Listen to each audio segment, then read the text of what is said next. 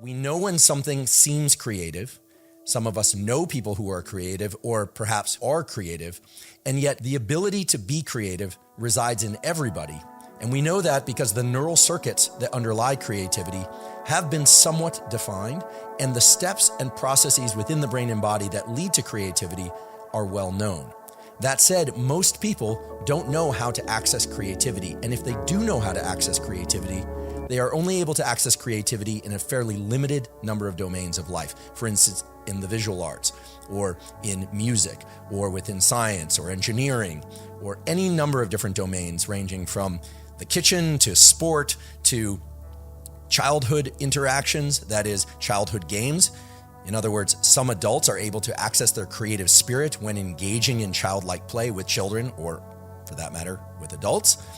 But as it turns out, all of creativity stems from just a small subset of neural structures in the brain that need to be activated in a particular sequence or order.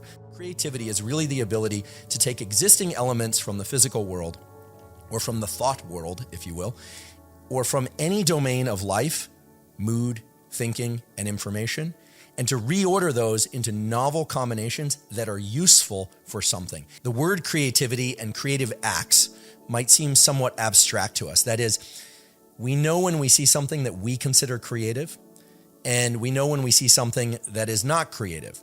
Things that aren't creative are things that we see every day. A car with 4 tires, for instance, a bicycle with 2 tires, not creative. Well, it turns out that for something to be creative, it actually has to reveal to us something fundamental about the world or about how we work. And I must say that oftentimes the most creative and the most interesting and the most beloved creative acts reveal to us something fundamental about the world or the way that we work in a way that delights and thrills and surprises us, but that we aren't even aware what that fundamental rule is. Now, creative acts, on the other hand, of course, involve novel combinations of existing rule sets. That could be different combinations of music or colors or shapes, but it does so in a way that tells us something fundamental and different. Let me give an example of a few truly creative artistic acts. A Banksy. Banksy is an artist that many of you are probably familiar with, and probably some of you are not familiar with. So for those of you that are not familiar with Banksy, Banksy is an artist that most often does 2-dimensional artwork. So these would be stencils or paintings or drawings, like many artists, and does them in an urban landscape, an actual city or suburban landscape. So what's unique about Banksy? What's unique about Banksy, or I should say Banksies, the actual art, is that he combines 2-dimensional art with a 3-dimensional landscape in a way that the concept pops out at you. What do I mean by that? Well, in the case of the dog lifting its leg to urinate on the fire hydrant, that's a scene that most people, and in fact most children, are familiar with from cartoons or from our basic understanding of the stereotype of dogs. Hydrants were a particular target for Costello. Of course, everything was a particular target for Costello urinating outdoors. That itself is not interesting. Seeing a photograph of a dog raising its leg to pee on a fire hydrant is not interesting. Seeing a painting of that isn't interesting. Seeing an actual dog urinating on a fire hydrant isn't interesting. In fact, seeing a painting in 2 dimensions of a dog raising its leg to, of course it can't actually urinate, but give you the impression that it would urinate on that fire hydrant isn't particularly interesting, except for the fact that it reveals to us something fundamental, which is that we tend to pair visual relationships between different objects that share a common theme, and then the theme tends to pop out at us. So for instance, the dog raising its leg next to a fire hydrant, even if the dog is drawn in 2 dimensions and the fire hydrant is in 3 dimensions, allows the concept of dog and fire hydrant to emerge or pop out at us, which reveals to us something fundamental about how our brain works, which is that our brain encodes concepts and entire stories as symbols of interaction between different objects. Let me give you a different example just to make sure that this hits home. One of Banksy's more famous paintings is a rather politically charged one, which is of a girl holding a bouquet of balloons, and this 2-dimensional drawing was put onto the West Wall, dividing territories in the Middle East. A very controversial issue. The controversies of that issue are not what I want to get into, but I don't think anyone would doubt that it is a controversial issue.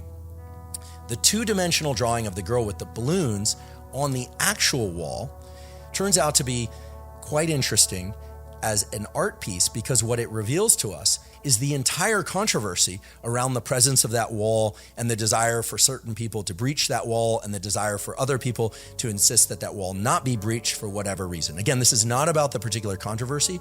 The point is that a two-dimensional image combined with a three-dimensional structure allows the purpose of that three-dimensional structure and the controversy around that three-dimensional structure to pop out at us in a way that if, for instance, we had just seen a photograph of somebody next to that wall or with a ladder, or if we just seen a drawing of a girl holding a bouquet of balloons on a drawing of that wall, to not emerge. But it's exciting and novel to you because there are circuits within the brain that when we hear or see or feel or experience known elements in new ways that are truly creative, the way that those neural circuits function is changed. And when neural circuits change the way that they function simply by way of what comes into our eyes, our ears, and the way that we experience our feelings, there is the release of chemicals, including the release of the chemical dopamine and other neuromodulators as well, that make us feel both surprised, delighted, and, this is very key,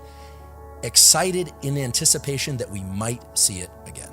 Well, with that understanding in mind, we therefore can ask, what are the underlying principles and neural circuits that underlie the creative process? Turns out there are just two elements, and those two elements are now well understood from the perspective of psychology, and fortunately, the neuroscience well supports what the psychology says and vice versa. And those two elements that go into coming up with a creative idea and then implementing or developing that creative idea into something real that you and the rest of the world can experience are divergent thinking and convergent thinking. And divergent thinking and convergent thinking are very straightforward to understand. Divergent thinking is taking some known object or event in the world or sport or concept. It could be running, it could be a musical note, it could be jumping, it could be a particular color on a piece of paper, and asking yourself, how many different things could that thing actually be? You might say, well, running is running, but let's use divergent thinking as a way to illustrate what divergent thinking is. If I show you a picture of somebody running, I say, what do you see? And you say, I see somebody running. And then I might give you a divergent thinking task, and these tasks are the same ones used in various experiments. And I'd say, how many different things can you think about based on this picture that you see of somebody running?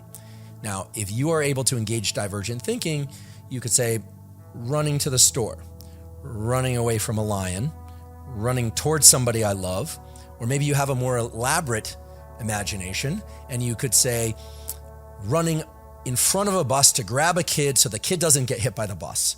And then it starts to spool into a story. In other words, divergent thinking involves taking one simple, what we would call in neuroscience or psychology, stimulus, one image or sound, etc., and trying to radiate out from that as many different divergent situations, properties, characteristics, events, things from that one specific element. So any divergent thinking task would involve exactly that. And in the context of divergent thinking, any answer goes, but as we'll soon learn, not every answer is interesting and relevant. That is, not every answer helps solve something or reveal something fundamental, and therefore not every divergent answer is truly creative.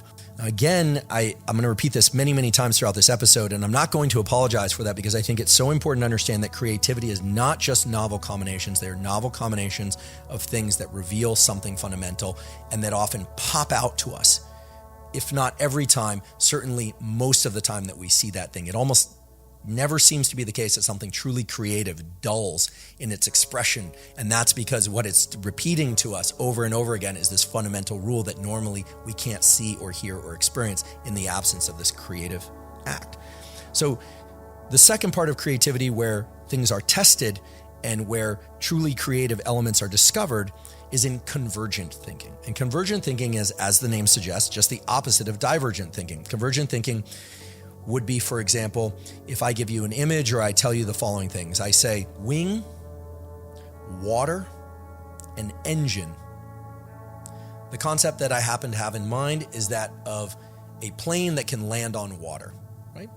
Most planes don't land on water or are not intended to land on water. But in this case, A plane that can land on water is one of the very few answers that can combine wing, water, and engine, right? I'm sure there are other answers. There are other convergent thinking modes that can take you to an answer that would be valid, but there are not many. And here, what's really most important is that I'm not asking you to spool out or to radiate out from these three things. Rather, I'm asking you to combine them in some way that makes sense in the real world. And indeed, there are planes that can land on water, and wing, water, and engine combined within those things. They are fundamental features. They are in fact necessary, but not sufficient for having a plane that can land on water. Okay, so that's just one example of convergent thinking. And a convergent thinking task would involve you being given a list of 2 or 3 or maybe even 5 different things, and then for each of those 2 or 3 or 5 different things, as quickly as you can to come up with a single answer that binds all of those in a real world concept that obey the laws of nature or physics in some way. And if at this point in this episode you're thinking, okay, when am I going to get the tools to understand creativity and how to be creative?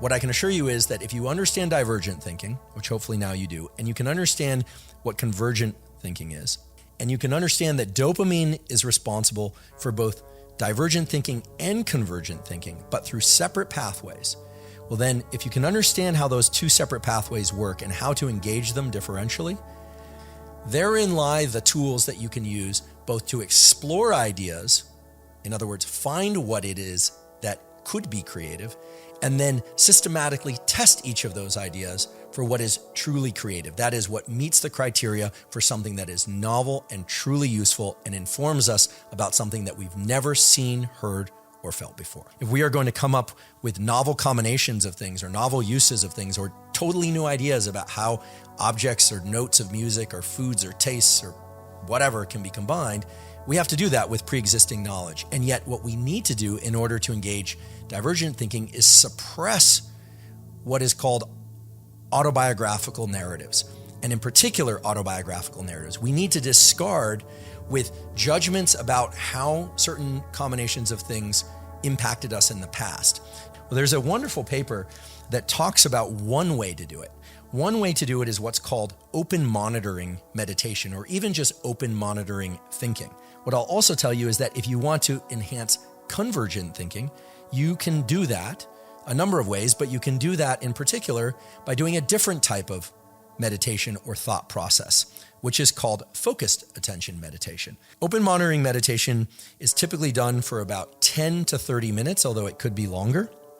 And unlike other forms of meditation where you sit and concentrate on your breathing and try and redirect your thinking back to your breathing or to your posture or to a chant or a mantra, open monitoring meditation is simply a matter of having you sit there or lie down, close your eyes, and to allow whatever surfaces in your mind to surface. And what you practice is the practice of non-judgment. Now, non-judgment itself is a little bit of an abstract theme because, of course, the moment you say don't judge, you and others start to judge. It's just the way that the brain works. So open monitoring meditation involves dedicating a certain amount of time where you close your eyes and whatever thoughts arise, whatever emotions arise, whatever ideas arise, to watch those and take an inventory of them, to just merely watch them show up and pass, or maybe you become fixated on them for some period of time, or maybe even just one for a long period of time. All of that is fine. In other words, whatever surfaces, surfaces.